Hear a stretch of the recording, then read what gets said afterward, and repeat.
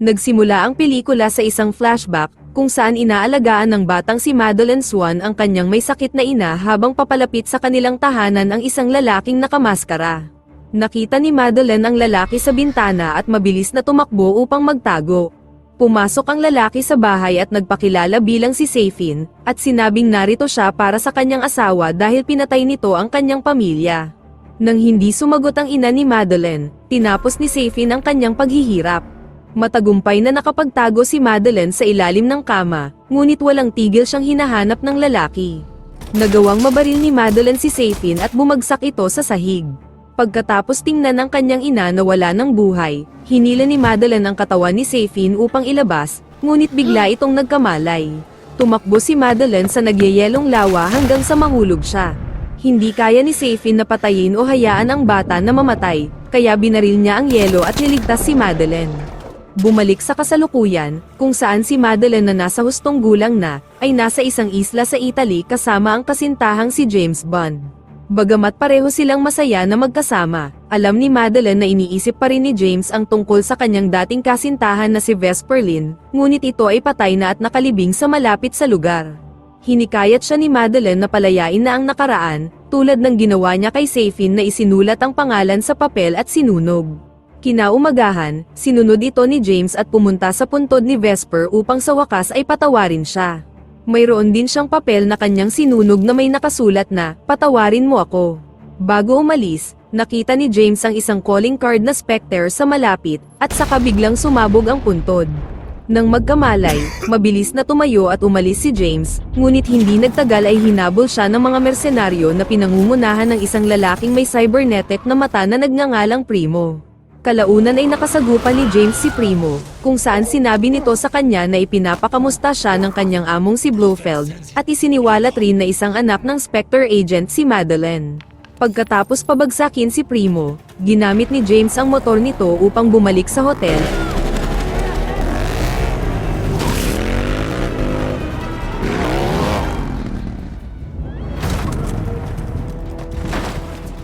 Kung saan nalaman niyang pinalabas ni Madeline ang kanyang mga gamit, na labis niyang ikinapagtaka. Kinumpronta niya si Madeline at pinaparatangan siyang nagturo ng kanyang lokasyon sa mga kaaway, ngunit mariing tumatanggi ito. Sa kabila nito, sumakay sila ng sasakyan at hinabol sila ng maraming kaaway, habang ipinapaliwanag ni Madeline na hindi niya magagawang magtaksil sa kanya. Kalaunan ay nabunggo sila at dumating ang lahat ng mga kaaway upang agad silang paulanan ng bala, ngunit bulletproof ang sasakyan.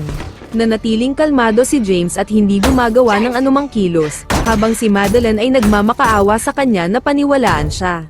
Nang makumbinsi si James, inactivate niya ang machine gun sa sasakyan upang gumanti ng putok sa mga kaaway at saka naglabas ng makapal na usok upang magawang makatakas. Dinala ni James si Madeline sa istasyon ng tren upang ihatid na siya sa ibang lugar, at sinabi niya sa kanya na hindi na sila magkikitang muli kahit kailan. Bago tuluyang magsara ang mga pinto, mapapansin na biglang hinawakan ni Madeline ang kanyang tiyan habang umiiyak. Makalipas ang 5 taon, isang grupo ng mga mersenaryo ang pumasok sa isang lab ng MI6. Pinangungunahan sila ni Primo at sila ay nagtatrabaho para kay Blofeld, na isang leader ng criminal organization na tinatawag na Spectre. Balak nilang nakawin sa lab ang isang bioweapon na tinatawag na Heracles upang gamitin ito sa kasamaan. Gayunpaman, isang corrupt na scientist na si Valdo, ay nakatanggap ng tawag mula sa kanyang amo na si Safin upang magbabala sa kanya na parating na ang mga kaaway at hindi nila siya papatayin dahil kailangan nila siya. Binihag ng mga mersenaryo si Valdo at isa pang scientist at saka pinatay ang iba pa.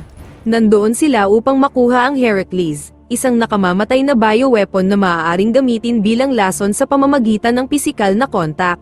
Matapos makuha ang gusto nila, pinatay ni Primo ang isang scientist at sinama paalis si Valdo.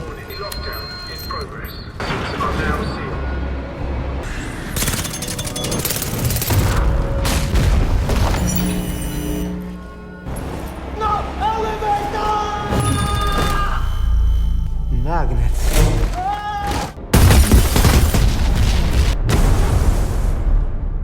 Nalaman ito ng MI6, kung saan ipinaliwanag ni Moneypenny ang patungkol dito sa kanilang boss na si M, ngunit nananatiling tikom ang bibig niya sa kung ano ang Heracles at hiniling na malaman kung nasaan si 007. Si James ay nagretiro na sa MI6 at kasalukuyan siyang naninirahan ng payapa sa Jamaica. Pagkatapos maghanda sa kanyang araw, nakasalubong niya sa daan ang kanyang dating matalik na kaibigan na si Felix, na kasalukuyan pa ring nagtatrabaho bilang ahente sa CIA. Siya ay kasalukuyang nasa isang assignment at ipinakilala niya sa kanya ang kanyang partner na si Logan. Pumunta sila sa isang nightclub kung saan sinabi ni Felix kay James ang tungkol sa pagkidnap kay Valdo at ang pagnanakaw sa lab. Si James ay may kaunting interes na makisali sa pagbawi kay Valdo, ngunit sinabi rin niya kay Felix na mayroon siyang kahina-hinalang pakiramdam tungkol kay Logan. Nang sinubukang umuwi ni James, nalaman niyang nasiraan siya ng sasakyan. Nilapitan siya ng isang babaeng nagngangalang Nomi, at nag-alok na iangkas siya sa kanyang motor. Nang makapunta na sila sa lugar, inihayag ni Nomi na siya ay isang ahente ng MI6, ngunit hindi lang basta isang simpleng ahente dahil siya ang pumalit sa kanya bilang 007. Sinabi niya kay James na si Valdo ang kanyang kasalukuyang pangunahing misyon at ayaw niyang makisawsaw si James dito. Gayunpaman, alam niyang malabong mangyari iyon dahil sa kritikal ng sitwasyon, kaya ibinigay niya kay James ang isang telepono upang makausap si M at sinabing magkikita na lang sila sa Cuba. Samantala, nakipag-usap si M at Tanner sa kanilang hacker at tech specialist na si Q, patungkol sa pagkuha ng mga file na ninakaw mula sa lab. Nakipag-ugnayan si James kay M upang tanungin siya kung ano ang kanyang ginawa na kinasasangkutan ni Valdo at ng Spectre, ngunit hindi siya sinagot ni M. Sinabihan ni M si Tanner na gusto niyang makipag-ugnayan kay Blofeld, na kasalukuyang nakakulong sa Belmarsh at nakikitang nakikipag-usap sa sarili. Sa kabila ng mga babala, tinawagan ni James si Felix upang sabihin na tinatanggap niya ang trabaho bilang ahente ng CIA. Kinabukasan, pinapunta siya ni Felix sa Cuba, ngunit nakita niyang nakarating na rin si Nomi. Nakipagkita siya sa kanyang magiging partner sa misyon na si Paloma. Okay, come here. Each other just a little bit before we No. Na nagbigay sa kanya ng mga susuotin para sa magaganap na party. Nagawa nilang makapasok sa party at nilagyan ni Paloma ng earpiece si James upang makapag-ugnayan silang dalawa, bago sila naghiwalay ng landas upang hanapin si Valdo sa party. Samantala, pinipilit si Valdo na i-set up ang Heracles sa pasilidad, ngunit makikita na pinalitan niya ang hard drive mula sa device. Bumalik kina James, nalaman nila na karamihan sa mga dumalo ay mga ahente ng Spectre at ang tunay na event ay isang birthday party para kay Blofeld, na ginagamit ang cybernetic na mata ni Primo upang makita ang event mula sa kulungan. Nakita ni Paloma si Valdo na sinusubukang tumakas kaya nagpa siya siyang habulin ito, habang si James ay kinilala ng mata ni Blofeld na animoy alam niyang darating siya doon at itinoon ng lahat ang kanilang atensyon sa kanya. Ang lason ng Heracles ay inilabas sa silid na may layuning patayin si James at hindi maaapektuhan ang mga ahente ng Spectre. Gayunpaman, naging kabaliktaran ang nangyari dahil sa ginawa ni Valdo, kaya sa halip ay ang mga ahente ng Spectre ang naapektuhan ng lason. It is working, only Spectre are dying. Habang nagkakagulo ang lahat, hinabol ni na James at Paloma si Valdo at kinuha nila sa kanya ang hard drive. Kinalaban nila ang lahat ng mga umaatake sa kanila at sinusubukang tumakas kasama si Valdo, ngunit biglang nagpakita si Nomi at madaling dinaklot ang scientist. Patuloy na nilalabanan ni Paloma ang mga kaaway. Habang sinusubukang habulin ni James sina Nomi, nakasalukuyan ring inaatake ng mas maraming kaaway sa labas. Tinangka ng scientist na tumakas, ngunit nakita siya ni Paloma at ginamit ang sasakyan upang ibunggo sa tinutuntungan nito at ihulog siya. Lumapit si James upang hulihin nila si Valdo at agad na tumakas, habang si Nomi ay napapalibutan ng mga pulis ngunit nakagawa siya ng paraan upang makatakas din doon. Nagpaalam na si Paloma kay James dahil dito na nagtatapos ang kanyang misyon, kaya dumiretso na si James kasama si Valdo sa nakahandang maliit na eroplano upang puntahan si Felix. Nakarating sila sa bangka ni Felix na kasama si Logan, at binanggit ni James sa kanila na namatay ang lahat ng Spectre agent sa party dahil kay Valdo. Sinimulan ni James na tanungin si Valdo tungkol sa Heracles at kung bakit hindi ito nakaapekto sa kanya, ngunit kinabahan si Logan at inutusan si James na itigil ang ginagawang pagtatanong dahil wala siyang karapatan at tapos na ang kanyang misyon. Gayunpaman, pinilit pa rin siya ni James kaya napilitan ang scientist na sabihin sa kanya na ang Spectre ang pangunahing target ng Heracles kaya binago niya ang sample ng DNA upang patayin sila sa halip na si James. Sinabi rin niya na tinulungan siya ni M na lumikha ng Heracles na mayroong mabuting hangarin sa bioweapon, ngunit nawalan siya ng kontrol dito matapos na nakawin ito mula sa lab. Nang tanungin ni James kung paano nalaman ni Blofeld na darating siya, agad niyang napagtanto na si Logan ay isang double agent na nagtatrabaho kay Safin. Sa kaguluhan, nabaril ni Logan si Felix at saka nakipagbugbugan kay James. Kalaunan ay nakakuha ng baril si Logan kaya napilitan si James na tumakas sa baba at ikinulong siya doon ni Logan kasama si Felix. Naglagay si Logan ng mga pampasabog sa paligid, at saka sumakay ng eroplano kasama si Valdo bago pinasabog ang bangka. Sinubukang sagipin ni James si Felix, ngunit pareho nilang alam na masyadong matindi ang tama nito, kaya sa huli ay nagpaalam na siya sa kanyang matalik na kaibigan at hinayaan ng bumitaw. Malungkot na iniwan ni James ang kaibigan bago nagawang makaahon doon. Matapos maligtas ng isang barkong pandagat, pumunta si James sa MI6 headquarters upang kumprontahin si M. Ipinaliwanag niya na sinubukan siyang patayin ni Blofeld gamit ang Heracles, ngunit inutusan si Valdo ng kanyang amo na patayin sa halip ang mga Spectre agent. Ngayon ang Heracles ay malapit nang mapunta sa maling kamay, ngunit sinabi ni James na kaya niyang ma-identify ang taong dumukot kay Valdo. Bilang kapalit, nais niyang makausap si Blofeld sa kulungan upang makakuha ng mga sagot, ngunit tumanggi si M dahil nag-iisa na lang na Spectre si Blofeld. Naging mainit ang kanilang usapan hanggang sa puntong nawalan ng respeto si James kay M, kaya sa huli ay pinalayas siya nito sa silid. Inutusan ni M si Nomi na pumunta sa Belmarsh Prison at magsagawa ng inspection kay Blofeld. Sa kanyang paglabas, nag-alok si Moneypenny na tulungan si James. Pumunta sila sa bahay ni Q at hiniling nila sa kanya na tingnan ang laman ng hard drive na nakuha niya mula kay Valdo. Nang magawa ito ni Q, natuklasan nila ang mga files na target ang mga Spectre agent, kaya ngayon ay si Blofeld na lang ang natitirang buhay na Spectre dahil siya ay nakakulong. Mayroon ding libo-libong iba pang mga file tungkol sa mga sample ng DNA sa buong mundo.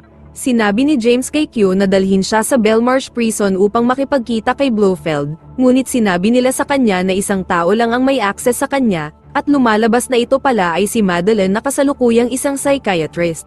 Pumunta si Madeleine sa kanyang opisina at nakita ang bagong pasyente na si Safin, ngunit hindi niya ito agad nakilala, hanggang sa ipakita nito sa kanya ang basag na maskara. Nagsimulang tumulo ang luha ni Madeleine, at sinabi ni Safin na kailangan niya siya upang patayin si Blofeld gamit ang lason na i-spray niya sa kanyang kamay upang mahawa ang Spectre leader na si Blofeld.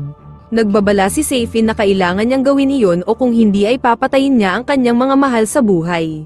Samantala sa labas ng headquarters, nag-usap ng maayos sina James at M patungkol sa sitwasyon at ang kanilang mga kailangang gawin upang mailigtas ang sangkatauhan mula sa panganib ng Heracles. Bumalik sila sa headquarters at ipinaalam ni M sa buong team na ibinalik na si James bilang ahente ng MI6. Sinusuri nila ang mga files sa libing ng isang operatiba ng Spectre, kung saan ang 5 miyembro ng pamilya na nagkaroon ng kontak sa kanya ay patay na ngayon dahil sa pagkalat ng Heracles. Ipinaliwanag ni M na ang Heracles ay hindi sinadyang maging mapanganib tulad ngayon dahil ito ay idinisenyo lamang para sa mga partikular na target. Sa pamamagitan ng close contact, ang mga hindi kasama sa target ay hindi naaapektuhan, ngunit ngayon ay na-modify ito at ginawang sandata gamit ang mga nanobot upang patayin ang mga target at kung sino ang may kaugnayan sa kanila. Inaprubahan ni M na makipagkita si James kay Blofeld upang alamin kung ano ang magagawa niya, habang si Nomi ay susubukang hulihin si Valdo. Kalaunan sa araw na iyon, naghanda na si Madeleine upang makipagkita kay Blofeld, kung saan nag-spray siya ng lason sa kanyang pulso. Kalaunan ay nakarating na rin doon si James at nagkita sila makalipas ang 5 taon, ngunit hindi nakipagkamay si Madeleine sa kanya. Sa sandaling palapit na sa kanila si Blofeld, nagsimulang kabahan si Madeleine at hiniling na umalis. Hinawakan siya ni James sa kamay, ngunit sinabi ni Madeleine na hindi niya ito magagawa, kaya pumayag si James na palabasin siya doon. Naiwan si James na nakikipag-usap kay Blofeld, na inaasar siya at sinabing siya ang nag-set up ng pag-atake sa puntod ni Vesper upang sadyang paniwalain si James na niloko siya ni Madeleine.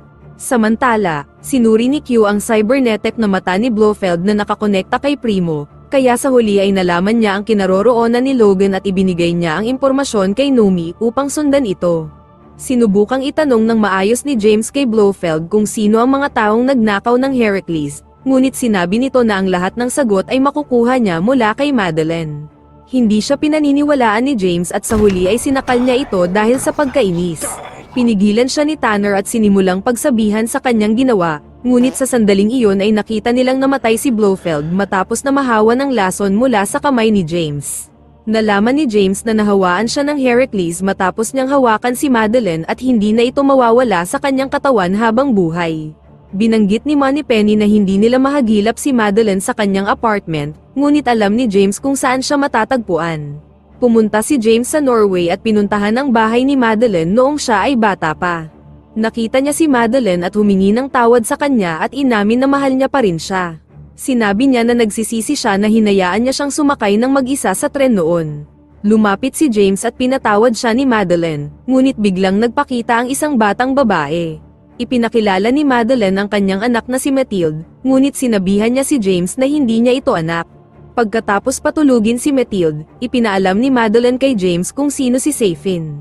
Inutusan ni Blofeld ang ama ni Madeline na patayin ang buong pamilya ni Safin, ngunit ang tanging nakaligtas ay ang batang si Safin. Binanggit din niya ang isang isla na mayroon ang pamilya ni Safin, kung saan nagaganap ang kanyang mga operasyon sa kasalukuyan. Tumawag si James at ibinigay ang lahat ng impormasyong ito kay Q upang mahanap si Safin. Kinabukasan, ginising si James ng bata upang maghanda siya ng almusal. Kalaunan ay nakatanggap ng tawag si James mula kay Q, na nagbigay ng impormasyon patungkol sa isang pribadong isla na matatagpuan sa pagitan ng Japan at Russia. Binanggit ni Moneypenny na palapit na si Nomi sa lokasyon ni Logan, ngunit napagtanto ni James na papunta sa kanilang lokasyon sina Logan. Agad na kumilos si James at isinakay ang mag-ina upang umalis, ngunit nakasalubong nila ang dalawang sasakyan. Kalaunan ay sinundan sila ng mga sasakyan na iyon at nilabanan sila ni James. Nagawa niyang mapabagsak ang dalawang sasakyan ng kaaway, ngunit sa sandaling iyon ay mas maraming kaaway pa ang nagpakita. Nagkaroon ng matinding habulan sa pagitan nila, kung saan matagumpay na naiwan ni James ang mga kaaway at pumasok sa isang masukal na gubat. Lumabas sila ng sasakyan at itinago niya ang mag-ina sa ligtas na lugar. Sinimulan ni James na patumbahin ng isa-isa ang mga kaaway na humahabol sa kanya.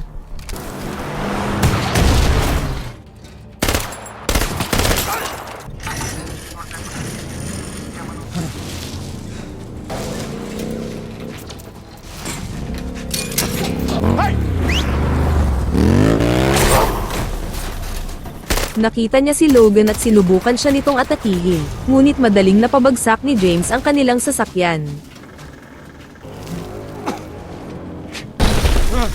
You won't be able to stop. So why don't you help me out, brother? Nagawa niyang mapatay si Logan, ngunit sa kabilang banda ay nahuli ni Safin sina Madeline. Sinubukan ni James na habulin sila, ngunit nagawa ng makaalis ng chopper. Habang si James ay naglalakad ng mag-isa sa kalsada, biglang nagpakita si Nomi at isinakay siya papuntang airport kung saan naghihintay sa kanila si Q.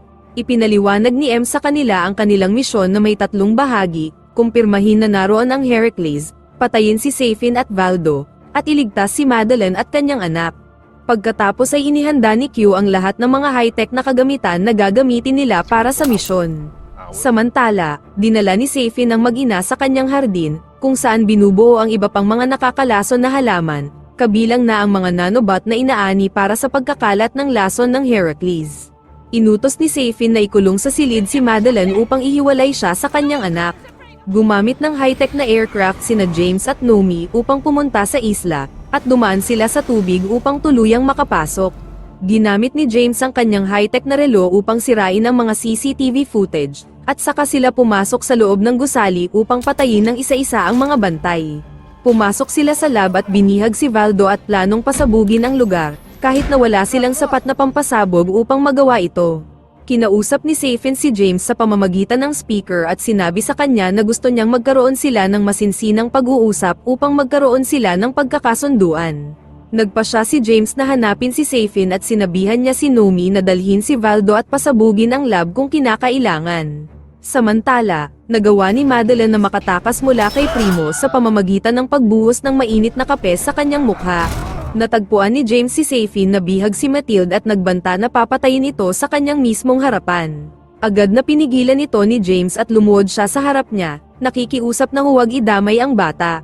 Gayunpaman, pasikretong dinukot ni James ang kanyang baril at mabilis na pinatay ang lahat ng bantay, ngunit nakatakas si Safin mula sa hatch. Biglang dumating si Madeline at nagkasama sila ni James, habang si Safin naman ay kasama si Matilda at ang kanyang mga gwardya, ngunit biglang kinagat ng bata ang kanyang kamay. Nainis si Safin sa bata at sa huli ay hinayaan na lang itong umalis. Samantala, si Nomi ay pinapalibutan ng mga armadong kaaway, ngunit kasama niya si Valdo kaya hindi sila makaatake. Gayunpaman, dahil sa pagkainis ni Nomi sa ingay ng scientist ay itinulak niya ito sa tubig ng mga nanobot, kung saan siya ay nagsimulang natunaw. Ang iba pang mga manggagawa ay agad na tumakbo paalis sa tubig nang makita ang epekto nito. Kinalaban ni Nomi ang mga bantay, habang si James at Madeline ay natagpuan si Matilde na nagtago sa isang lamesa. Nagpatuloy sila sa pagtakas hanggang sa matagpuan nila si Nomi at sumama sa kanila. Kinausap ni James si Q upang hilingin na maglunsad mamaya ng missile upang pasabugin ang buong isla dahil dito isinasagawa ang produksyon ng Heracles.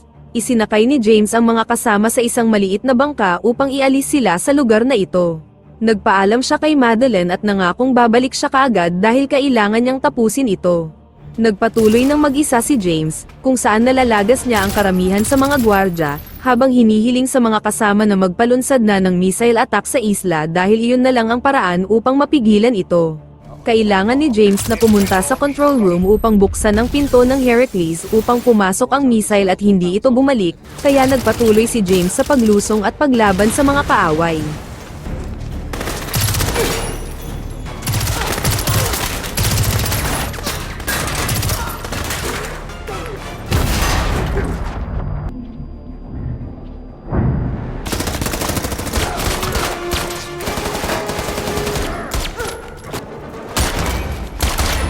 Nakatagpo niya si Primo, kung saan ginamit ni James ang kanyang high-tech na relo upang pasabugin ang cybernetic na mata ni Primo na agad niyang ikinamatay.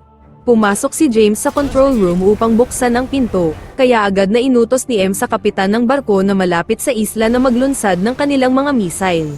Gayunpaman, habang papaalis si James ay nakita niyang nagsasara muli ang pinto, kaya agad siyang bumalik upang buksan ito ngunit lumitaw si Safin at binaril siya ng ilang beses sa likuran. Nang lumapit si Safin, biglang umatake si James, kung saan binali niya ang kanyang kamay.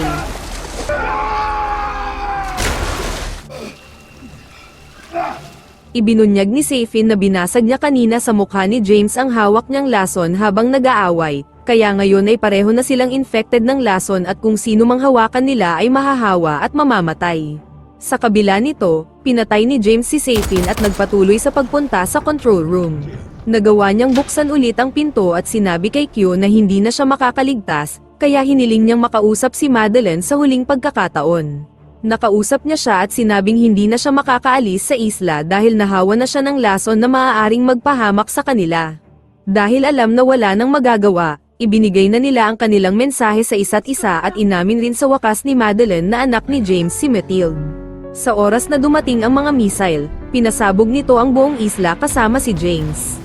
Labis na nagluksa ang lahat sa pangyayari, at nalungkot sa pagkawala ng kanilang ahente.